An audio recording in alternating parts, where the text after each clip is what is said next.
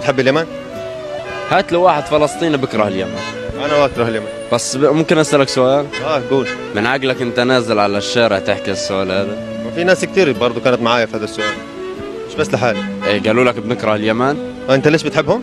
قالوا لك بكره اليمن؟ بكرهوا اليمن وعادي. هم بعيد عنك زباله. مين هم؟ هم اللي حكوا لك بكرهوا اليمن زباله. وانت بتستحيش كمان. ليش انا بستحي؟ عادي يعني اي واحد برضه من الشارع الفلسطيني بكره اليمن، وين المشكله؟ فيش اي واحد، انت بتحكي هيك لكن فيش ولا مخلوق الله خلقه فاي واحد بيقول عن حاله انا فلسطيني وانا دم فلسطيني يقول لك ان انا بكره اليمن. ليس الفلسطيني الان يسير رافعا راسه، ليس الفلسطيني والله فقط، بل كل مسلم، لان هذا المحتل لا يرضى بغزه ولا يرضى بفلسطين.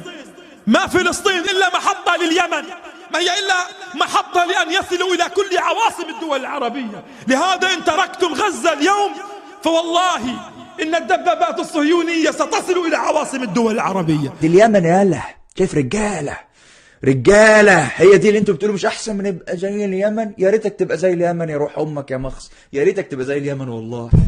أنا فلسطيني وبلدي الثانية اللي هي اليمن ولا أتنازل عن اليمن.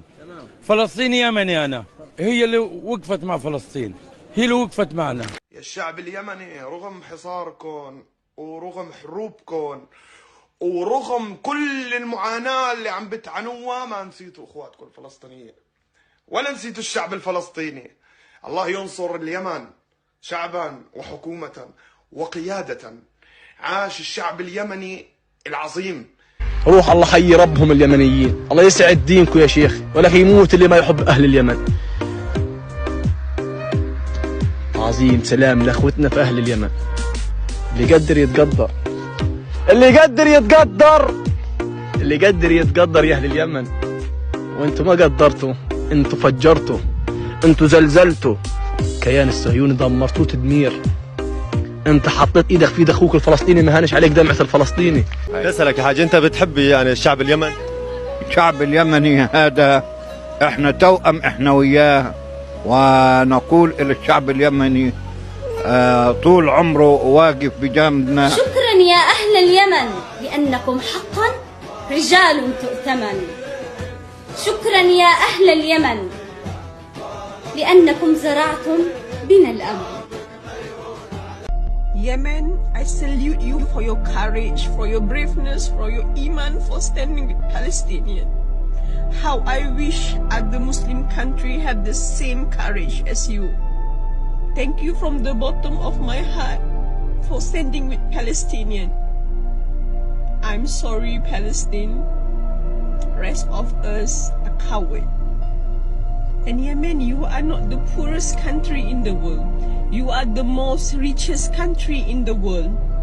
Rich with braveness, rich with iman, and rich with humanity. وفي البدء والختام نقف بكل إجلال وإكبار كما ونوجه التحية الخاصة للإخوة في اليمن الشقيق الذين عبروا بقوة واقتدار عن غضبهم تجاه العدو الإسرائيلي، وقدموا في سبيل ذلك عشرات الشهداء إلى جانب شهداء شعبنا الفلسطيني. من جمال هذا الكليب لا عارفة أحكي ولا عارفة حتى أنه أنا أبكي، مش عارفة شو بدي أعمل.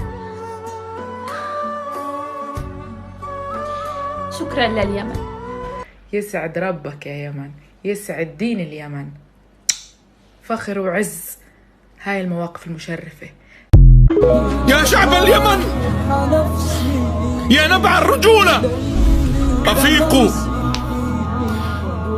دموعي تشق الخد من شدة الأسى،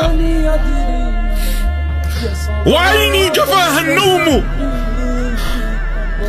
والبال ما صفى، وقلبي بنار القهر والظلم يكتوي. فقد جاوز الأعداء في قهرنا المدى.